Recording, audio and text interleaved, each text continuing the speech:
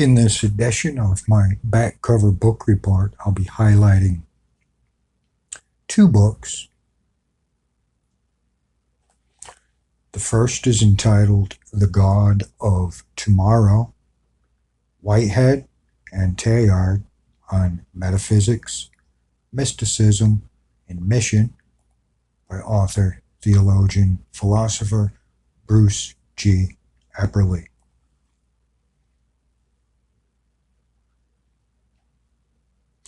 Reverend Bruce Epperly, Ph.D., is a teacher, pastor, spiritual guide, writer, lecturer, retreat leader, and Reiki teacher. He is the author of over 80 books, including Finding God in Suffering, A Journey with Job, Process Theology, Embracing Adventure with God, Becoming Fire, Guideposts for Spiritual Pilgrims, One World, Process Theology and the Lord's Prayer,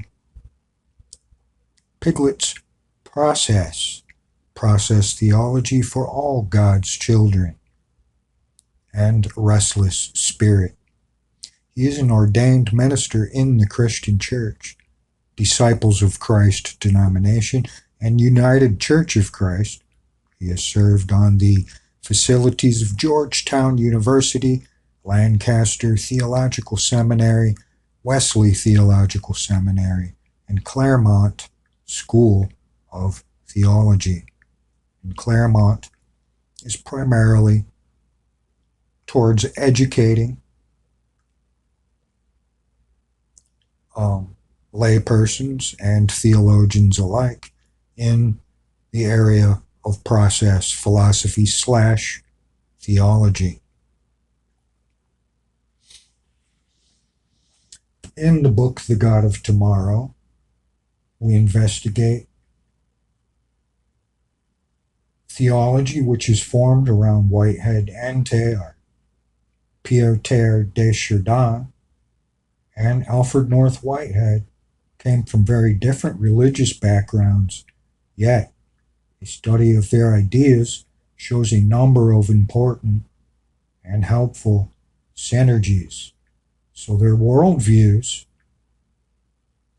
are definitely similar within the nature of their theological and philosophical outlook. This book by Bruce Epperly, skilled in the clear presentation of the ideas of process theology, which is paramount, I would say, in the communications between philosophy, science, and religions / spiritualities. Bruce examines those ideas and the experiences of these two important thinkers. Epperly shows the ways in which their themes converge and examines how this synergy can help us plan strategies to join God's adventure of the universe in our own spheres. He argues that both thinkers call for a theological adventure that embraces change and evolution, although not strictly from a Darwinian perspective, and that is where science enters into the conversation. So theology that embraces change and evolution and sees God as a dynamic and transformative force in the universe. Whitehead's metaphysics of love and Teilhard's metaphysics of spiritual evolution offer a synthesis that challenges traditional notions of God and invites us to recognize the mystical and transformative potential within ourselves. Epperly emphasizes the need for a holistic approach to theology and mission that engages with science, culture, and the challenges of our time.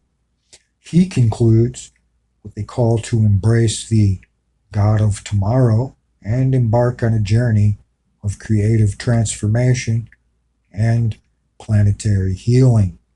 This is a must-read for anyone interested in process theology. It is suitable for individual reading and with sections on spiritual practices.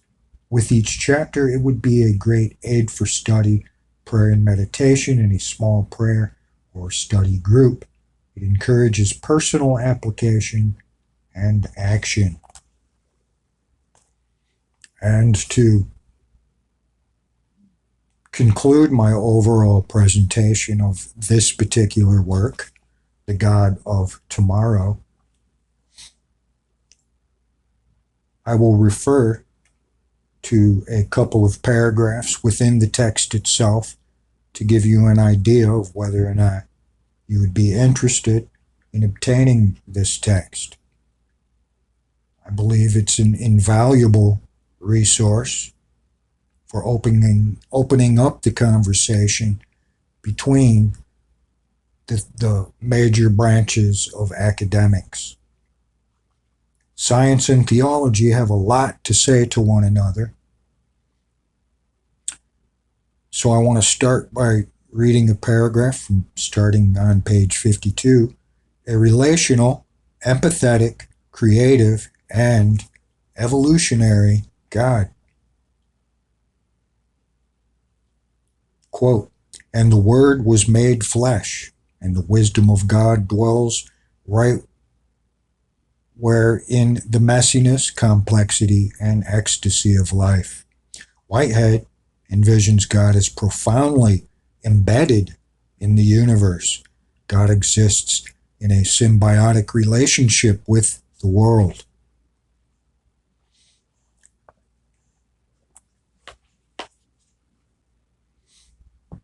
In some way or other, God has always been creating, and God has always had a world with which to interact. The world reflects God's nature, and more controversial to traditional theists, God reflects the world's nature. Divine-world interaction requires God and the world be compatible and congruent in creativity and responsiveness.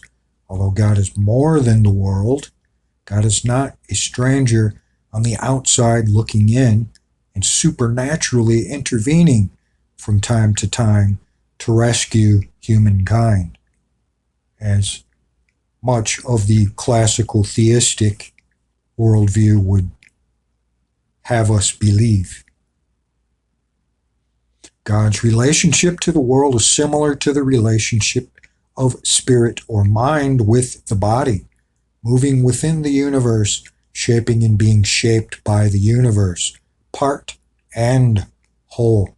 As Philippians 2, 5 through 11 asserts, God saves the world by becoming part of the world and reflecting the ebb and flow, divine-world relationship in God's very existence. And the Word was made flesh. Put more philosophically, Whitehead states that God is not to be treated as an exception to the metaphysical principles invoked to serve their collapse. He is their chief exemplification. The world lives by the incarnation of God, and God lives by loving intimacy with the creative advance of the world. God's love, as process theologian David Griffith and John Cobb assert, is both creative and responsive and transcendent and immanent. Classical theistic models portray God as wholly transcendent and separate. In the spirit of Joan Osborne, while God is more than the world as panentheism asserts, God is also, quote unquote, one of us. And Joan Osborne is a singer from the mid 1990s, who released a top 10 song called One of Us. And it is exactly what the song implies. The words, "there is no other," quote unquote, apply to God as well as the interdependent nature of the universe. God is with and within all things, and all things are with and within God.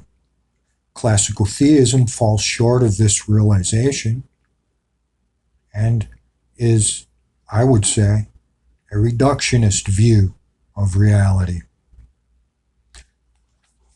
as it does not include all things, but only that which has been, quote unquote, converted into its particular worldview, such as that of the classical theist, monotheism. As the word panentheism affirms, God in all things and all things in God, seamlessly and holistically. I would add to this, although all things can,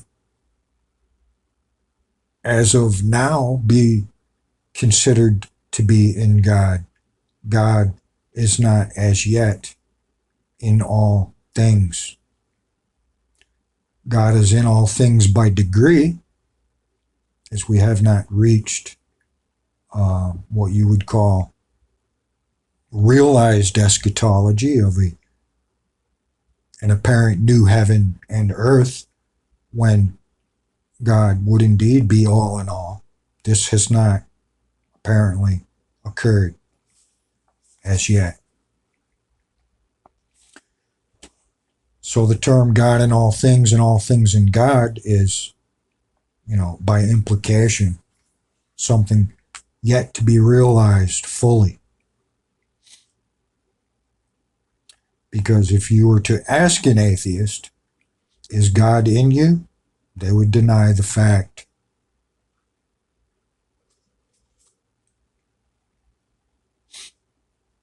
Continuing, as the primary exemplification of the universal creativity, and to be an exemplification does not nullify God's eternity and infinity, as well as unique character as cosmic and intimate source of beauty and love. God is characterized by interdependence, not independence, as the classical theist model puts forward.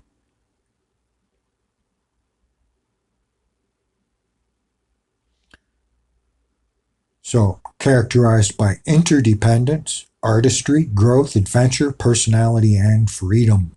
God has purposes, and these purposes, momentary and long-term, micro and macro, are embodied in the ongoing history of the universe, political institutions, and human decisions.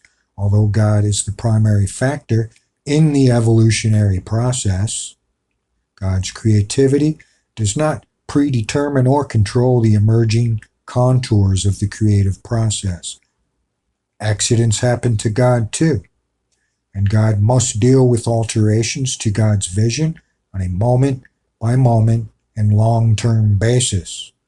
Rather than controlling everything that occurs, God inspires and guides, energizes and enlivens the cosmic adventure of our own creaturely adventures.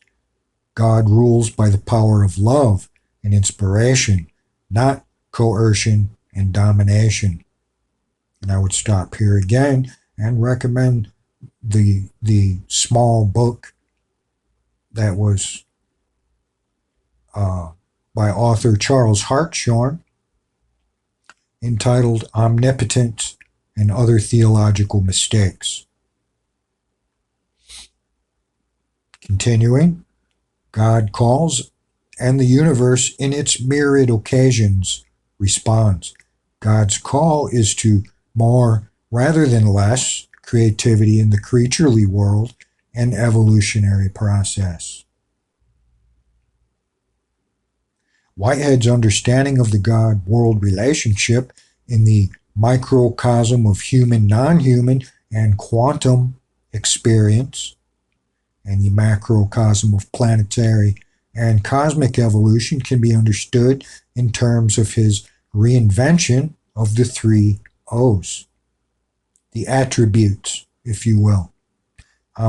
Omnipresence, omniscience, and omnipotence, each of which reveals a different aspect of God's love for our world. God's omnipresence reflects God's intimacy with all things. God's intimacy is both within and without. God is as near as my next breath, and God's energy beats with every heartbeat. Where can I go from God's Spirit? If I ascend to heaven, you are there.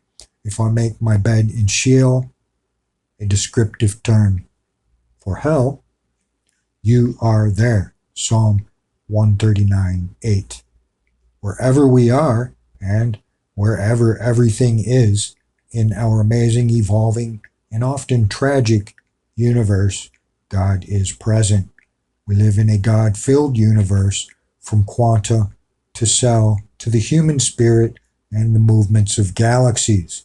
God is not an external observer, but an intimate companion. Although each creature, including God, is a center of experience with its own integrity, freedom, and creativity, we cannot ultimately distinguish the place where we begin and God ends. This is not traditional pantheism, or classical theism, I might add, suggesting an absolute correspondence of God and the world, but a dynamic relationship in which each party permeates and yet cannot be reduced to its companion. God's omniscience is God's complete and expanding awareness of the world as it emerges. Quote, "Search me and know me," unquote. The psalmist averts. Psalm 139:1. We're truly known and truly loved by God. God's intimate awareness of the world evolves with the world. God shapes the world, and the world shapes God.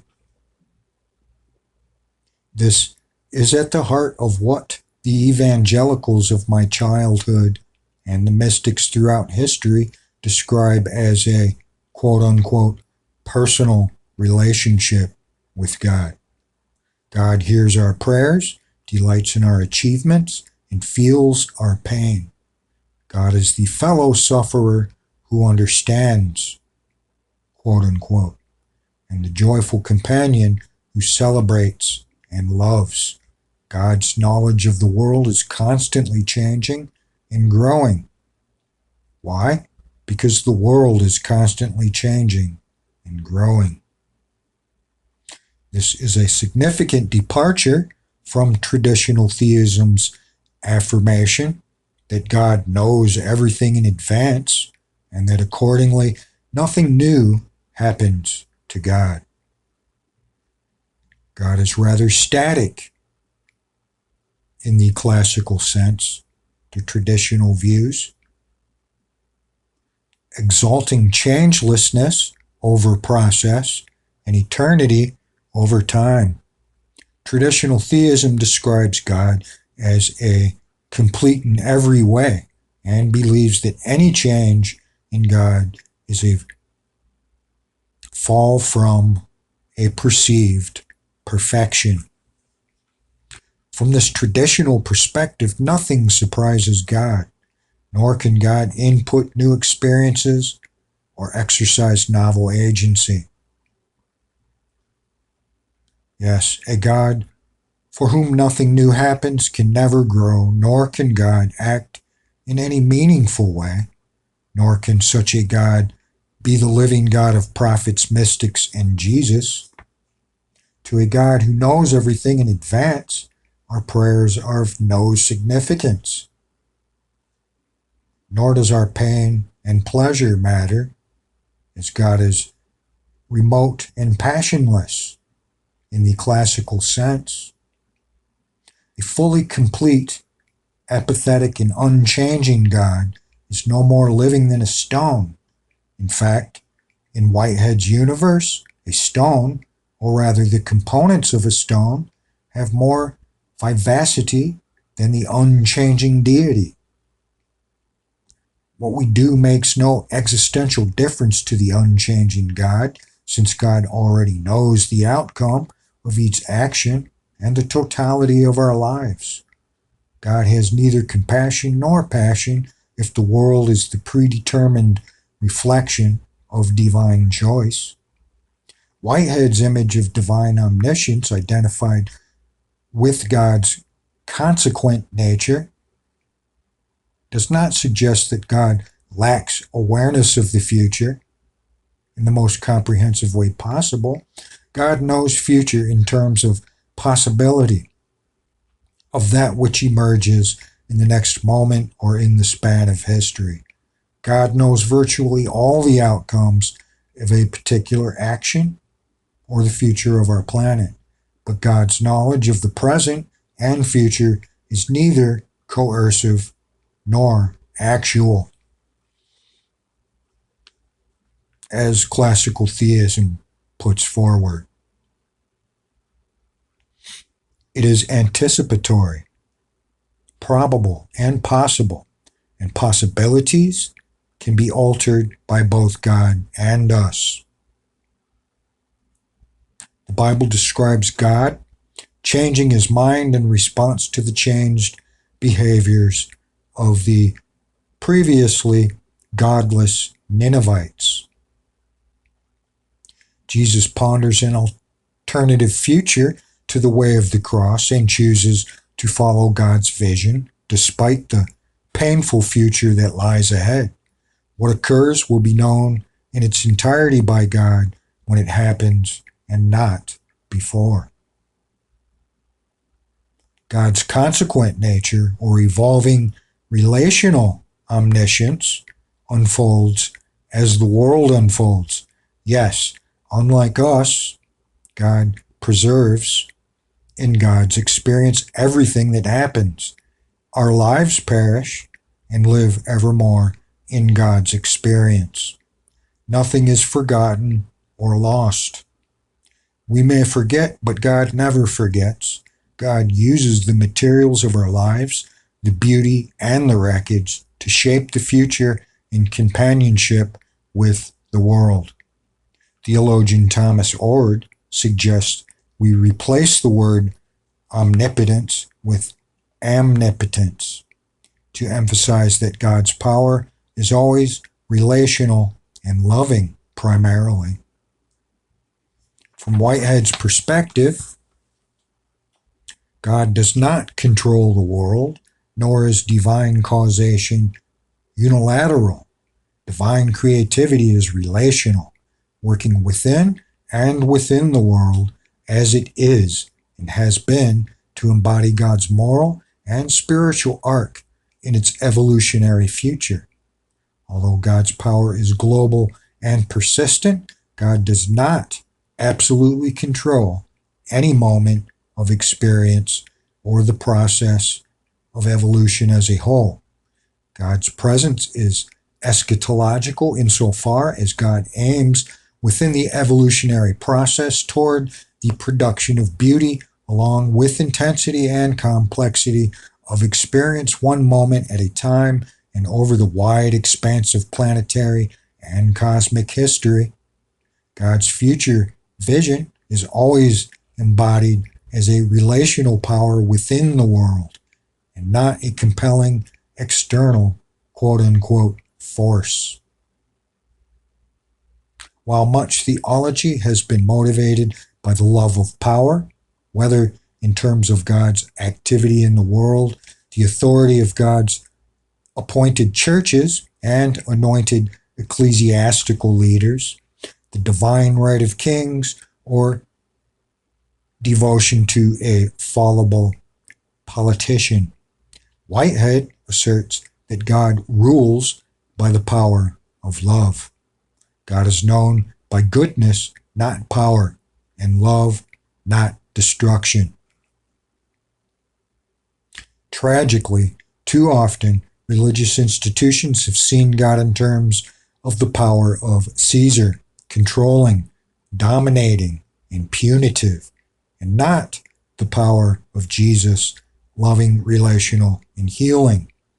And in times of conflict, they have jettisoned the way of Jesus for the dominance of Caesar. The authoritarian and unilateral God is the intentional source of both good and evil, and the primary inspiration and justification for authoritarian church leadership and political decision-making. From the perspective of unilateral causation, Reformed theologian John Calvin can assert that not a leaf falls or a president is elected without God's will. As agents of the all-powerful God, we are God's instruments in the world, having no agency of our own. The keys to the kingdom are ours, and we have the right to excommunicate so-called heretics, displace indigenous people, demonize political and religious opponents, storm the U.S. Capitol, and destroy otherness, whether it be literature we object to or persons who fall out of God's vision of sexual norms. The authoritarian God and his authoritarian minions rule by fear and marginalization and sees otherness as a threat. We bow our knees or assent to God's appointed authorities to escape punishment or receive the prerequisites of loyalty. In contrast, the relational God is out to love us, not out to get us. We bow our knees in gratitude and appreciation for the love we have received and in preparation for widening the circles of love in our world. Although Whitehead's focus on cosmic and planetary evolution is less central to the thought than it is in Teilhard's, it is clear that the empathetic and relational God that the philosopher envisions evolves the world out of love. Evolution is the Word made flesh in the flow of time and space. And like a good parent, God nurtures the world, accepting its imperfection, inspiring and working within the quest for progress, and responding to the world as it is in terms of what it can be. Infinitely resourceful, God has many images of our planetary, personal, and cosmic future, all of which will bring beauty and wholeness to the world and ourselves. Yet, God's quest for wholeness is never ending. God's holy adventure in companionship with the world has no terminus point. New embodiments of order and novelty, love, and creativity lure us toward the expanding horizons of God's love. And skipping ahead to page 134, and a final quote from The God of Tomorrow. Partnership in an open universe. Open and relational theologian Thomas Oord asserts that God can't change the course of a river or disease on God's own, or secure justice and peace without human cooperation. Centuries before Oord and Whitehead articulated a vision of God who needs our efforts to achieve God's vision, the Spanish mystic Teresa of Avila, 1515 to 1582, professed. Christ has no body but yours, no hands, no feet on earth but yours. Yours are the eyes with which he looks, compassion on this world. Yours are the feet with which he walks to do good. Yours are the hands with which he blesses all the world. Yours are the hands, yours are the feet Yours are the eyes. You are his body. Christ has no body now but yours. No hands, no feet on earth but yours. Yours are the eyes with which he looks compassion on this world. Christ has no body now on earth but yours. And in thinking of this poem, what would the second coming of Christ look like? A Whiteheadian mantra is that the world lives by the incarnation of God. In an incarnational universe, we are God's embodiments and agents in the adventure of healing the earth.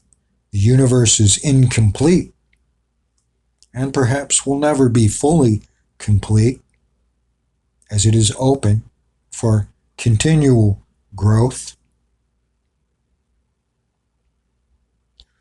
And a better future is open for God and us. Divine power neither predestines nor coerces in this view. Each moment of experience emerges from many causes, one of which is God.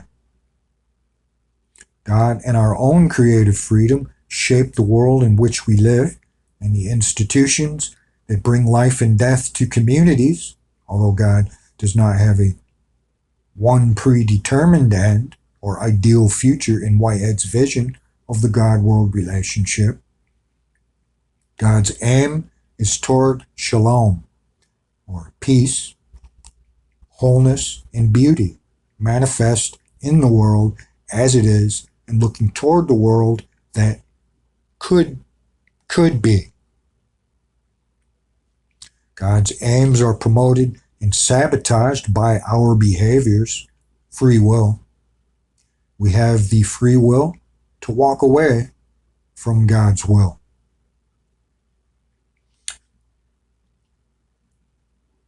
So God's aims are promoted and sabotaged by our behaviors and commitments at the individual and corporate levels.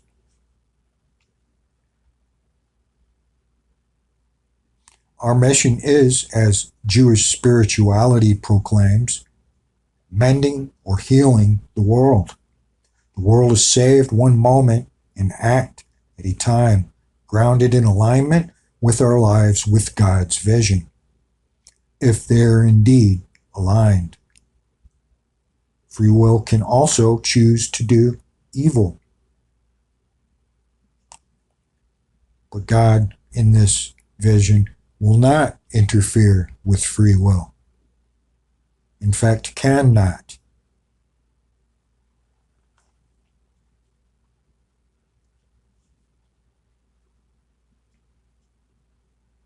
Earth is in the balance, a former USA Vice President Al Gore asserts. We make a difference healing or harming and promoting or preventing God's highest ideals to come to emerge in our world. Hence the problem of evil. Free will is largely one cause of evil, where we miss God's aims and seek our own apart from God's aims. And so the consequences obviously follow. Politics and business, like personal life, are ultimately spiritual issues in which our vision of God, power, and the future inspires creation or destruction. God will not save us or evolve humankind and the planet apart from our efforts. No supernatural divine intervention here. God is fully already involved. There is no plan B for planet Earth, divine rescue operation that will deliver us from self-destruction. Or in the classical theistic sense, a datable second coming of Jesus to save us from our folly. Not even our science will save us if we turn away from God's evolving vision of truth, beauty, and goodness for all creation. Healing the earth is our vocation in partnership with the artist, poet, and lover of the universe. Our mission personally and corporately is to be agents of earth healing and earth preservation. End quote. From The God of Tomorrow, Whitehead and Teilhard on Metaphysics, Mysticism, and Mission by Bruce G. Eberly. So that is an invaluable text if you are to form some type of unified worldview concerning philosophy, theology, religion, spirituality, and sciences. So that is one step in that direction. And it is perhaps a shining example of the conversation that is happening between science, philosophy, and religions. So it's an invaluable worldview, I think, and should be taken into full consideration as we enter into the 21st century and beyond. So the next text I want to bring forward is entitled Peril in Paradise, Theology, Science, and the Age of the Earth. So the Age of the Earth debate is continuing. And in my opinion, this particular text ends the debate.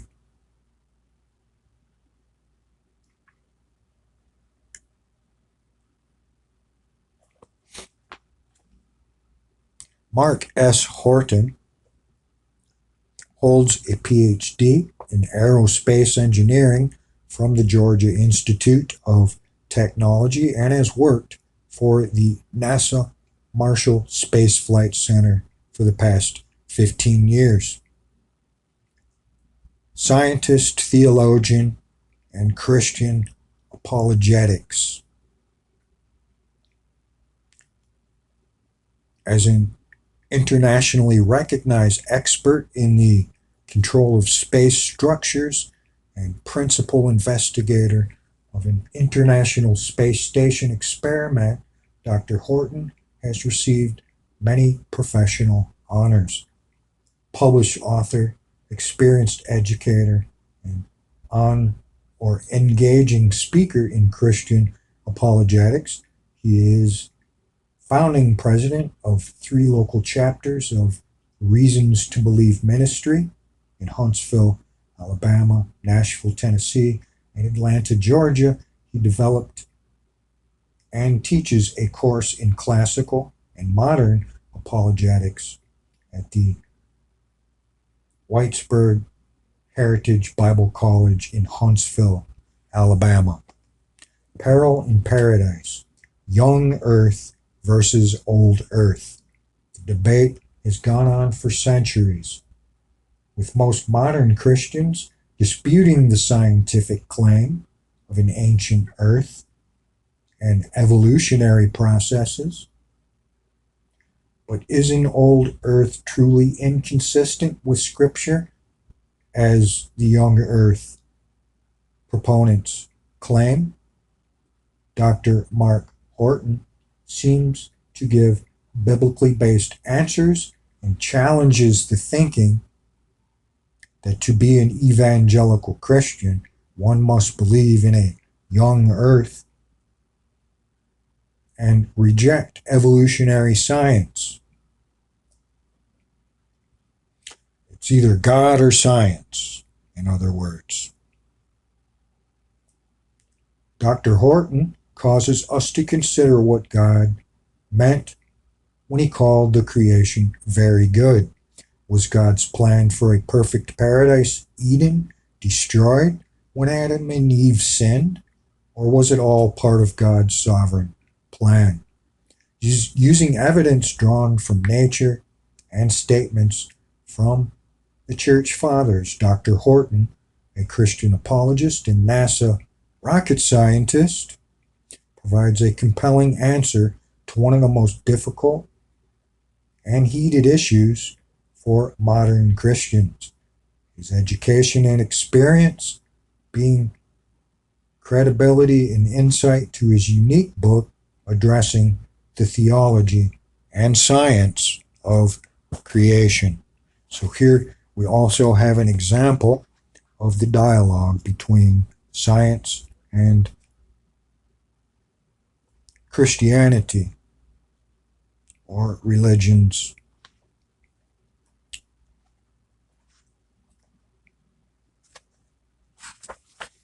And a quote from the book itself, actually a couple quotes, to give you an idea of the gist of his approach. Creation paradigms. And this is from chapter 3.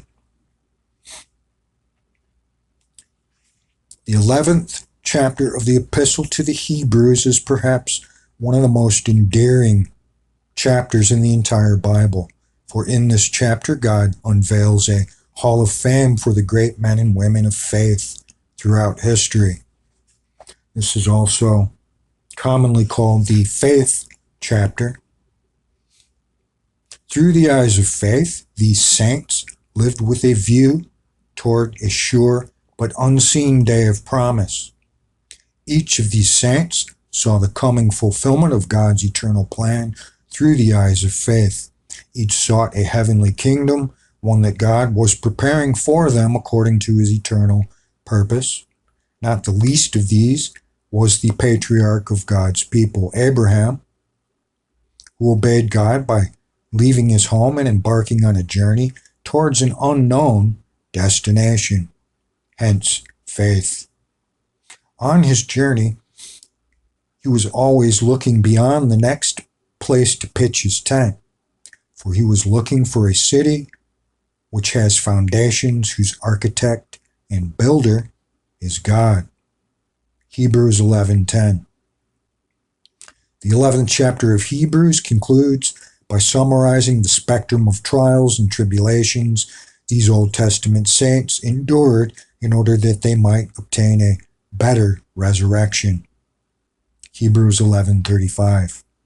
They understood that their difficulties in this world were part of the cost of participating in God's unfolding plan for human history, headed for a sure and appointed completion.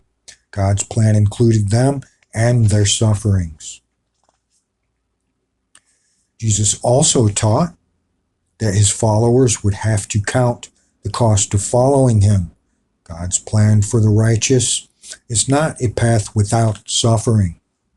Saints throughout history have understood that God allows and even brings difficulties into their lives for a brief time in order to accomplish his eternal purpose. By faith, the saints of old saw the reality of God's hand of providence working in their lives to bring about his predetermined end. They understood that momentary light affliction was producing an eternal weight of glory. 2 Corinthians 4:17. Like the saints of old, by faith, we must seek to understand the eternal purpose of an all-wise, all-loving, all-powerful Creator who chose to permit suffering and evil for a time in order to accomplish a greater eternal good. Our paradigms must allow room for God to be sovereign in the planning and execution of his chosen means to accomplish his eternal purpose.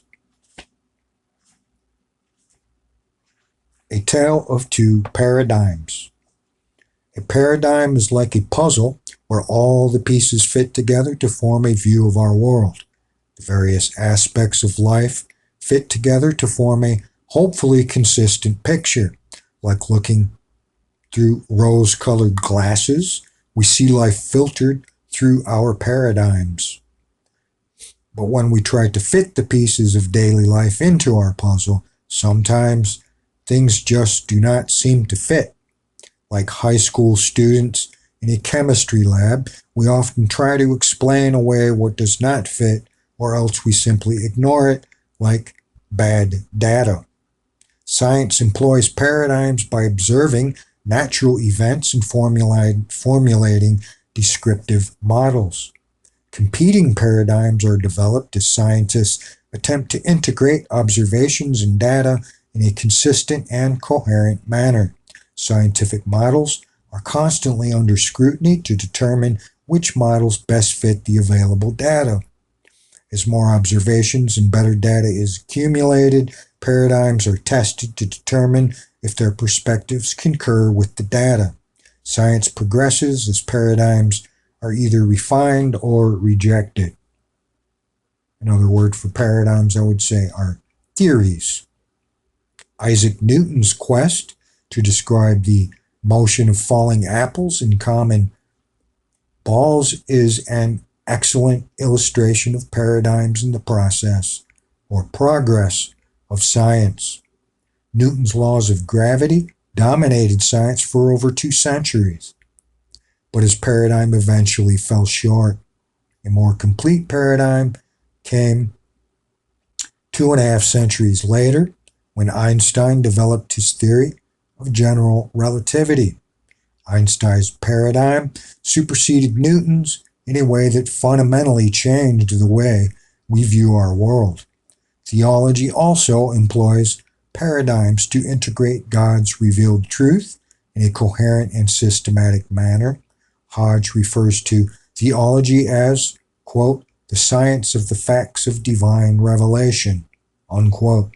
Just as scientific paradigms are subjected to rigorous analysis based on the available data, theological paradigms must also be tested against the revelation of God to determine the best fit. Like scientific theories, some theological models are refined, some are rejected, and some are inconclusive until we study and learn more. It is very important to recognize the distinction between paradigms and truth. Paradigms are human constructs, models that attempt to integrate distinct points of fact, the data of revelation, into a consistent system from which we can make sense of our world. But as a human construct, a paradigm is fallible and incomplete, even when based on the infallible and complete truth of revelation. This subtle distinction is highly significant when it comes to analyzing our worldviews. Often, what someone asserts as the clear reading of Scripture is actually an implication from a particular paradigm. So while the truth of God's Word is not in question, His words demands that we test our paradigms to see if they are consistent with His revealed truth. Paradigms are one part help and one part hindrance when it comes to integrating our finite understanding of the infinite Creator and the infallible truth of His Word. Each of us has a mental picture of what God is like and built from what we learn in church, Bible study, in our environment, family, friends, pop culture, etc. Expecting God to conduct Himself in a certain manner, we interpret life through the perspective of our paradigm. Many crises of faith come about when daily experience or the revelation of God does not fit our paradigm. But when it comes to the rich doctrines of the Christian faith, we simply cannot ignore the pieces that do not fit our paradigm. A consistent Christian worldview requires us to integrate the doctrines of creation, redemption, and resurrection into a consistent theological system. Spiritual maturity comes as we refine that system to align it with God's revealed truth. Perhaps nowhere is the significance of the distinction between paradigms and truth more relevant than the topic of creation paradigms.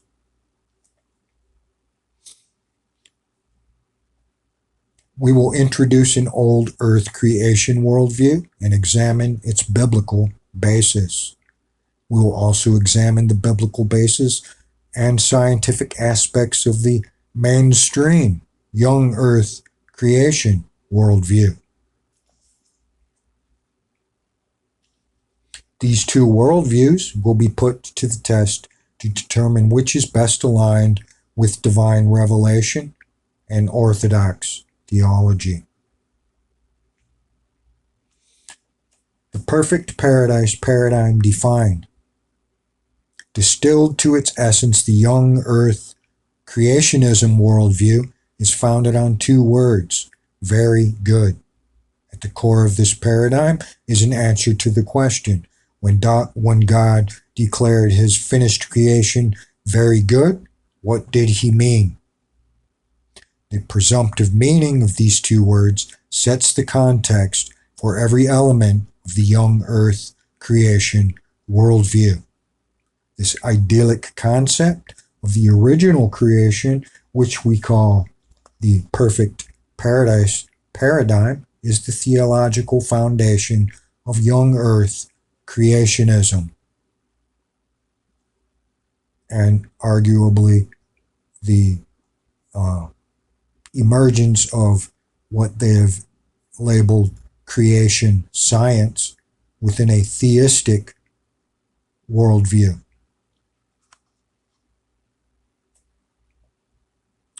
Our pure, holy, loving Creator created a paradise for us, designed for our enjoyment. Man had every opportunity to enjoy the perfect world forever. Instead, Adam and Eve rebelled.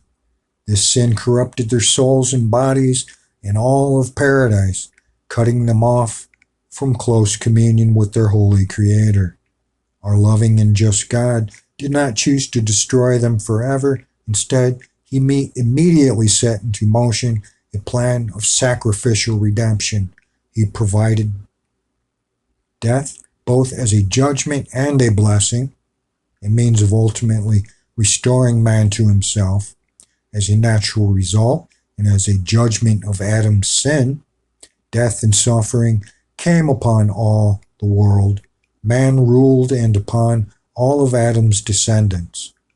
This is known as the doctrine of original sin.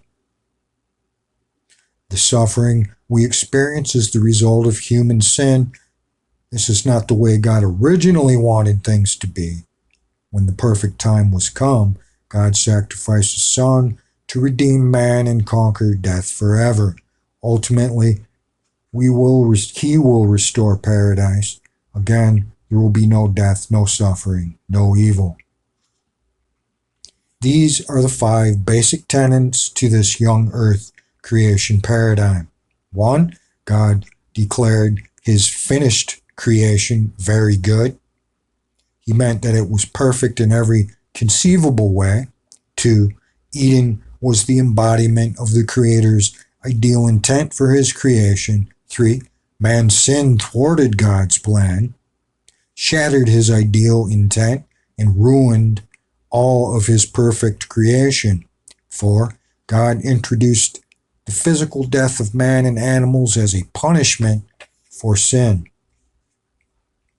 5.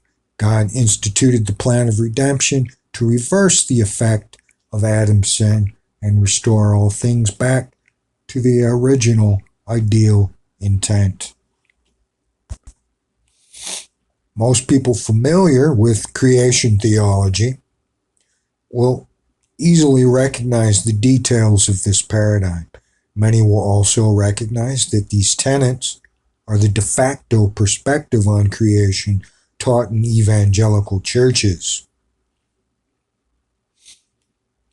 If there is any science involved, it is what mainstream scientists call pseudoscience, also known as creation science, if it can be considered science at all.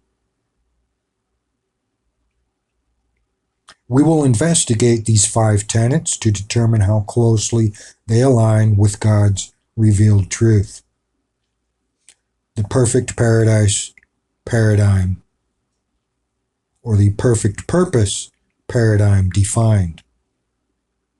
The other paradigm, which we will call the perfect purpose paradigm, begins by constructing the historical roots of Orthodox evangelical theology. This paradigm asserts that the world was very good from the beginning in light of a specific end. Like the saints in Hebrews 11, old earth creationists, or ancient earth creationism, which is also what process theology embraces to by varying degrees. The processes of evolution, although not apart from the Creator. Old earth creationists recognize that the Creator's purpose for creation is larger than this life alone. Before time began, the architect and builder was looking toward an eternal city. Hebrews 11:10. That final state, the quote-unquote better resurrection, verse 35, was already in his mind when he spoke the heavens and earth into existence. It was very good because it was perfectly suited for the Creator's eternal purpose.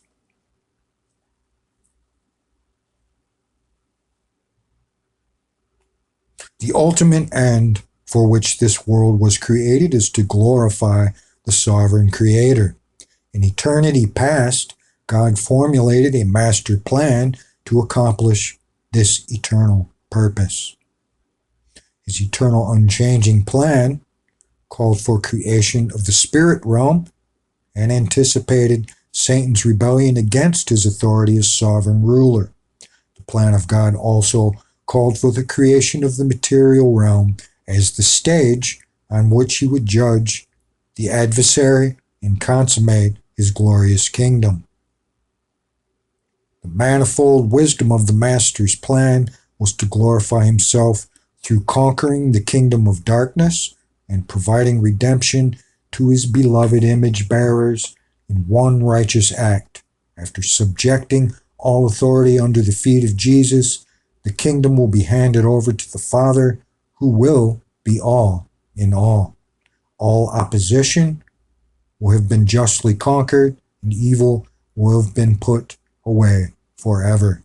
Seeing the infinite wisdom and matchless perfection of God's plan, his redeemed creatures will fully and freely serve and glorify him forever. God himself will dwell with us, and we with him. All of history unfolds according to the Master's plan for creation to accomplish his eternal purpose of bringing glory to himself. The key to this perspective is to recognize that God had a higher purpose than merely to fellowship with man in a pristine and blissful garden paradise, rather than the egocentric perspective that God's purpose was our enjoyment. The more cosmic scope of this paradigm properly focuses on the ultimate end of creation, which is the glory of God. The eternal perspective accounts for the fuller meaning of the cross, where Christ dealt not only with the sin of man, but also with the rebellion of Satan. In the economy of the Creator's eternal plan, what began before time will end with the consummation of his kingdom and the demonstration of his glory to all creation for all eternity. It is the biblical truth that established the context for an ancient creation worldview. unquote. And it is the ancient creation worldview which does not contradict most mainstream scientific theories.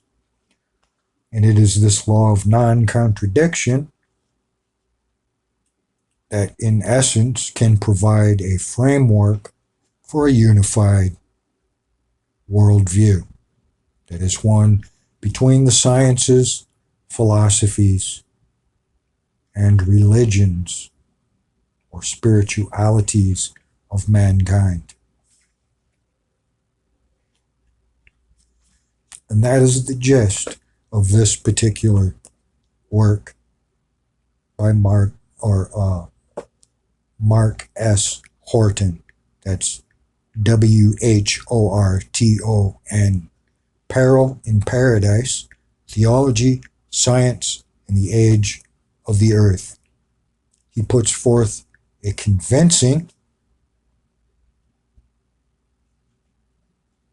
apologetic for an ancient earth creation, which does not contradict or conflict with the process theology worldview and any known scientific evolutionary theories. So that said, I thank you for listening, and I highly recommend both texts, Peril in Paradise and The God of Tomorrow.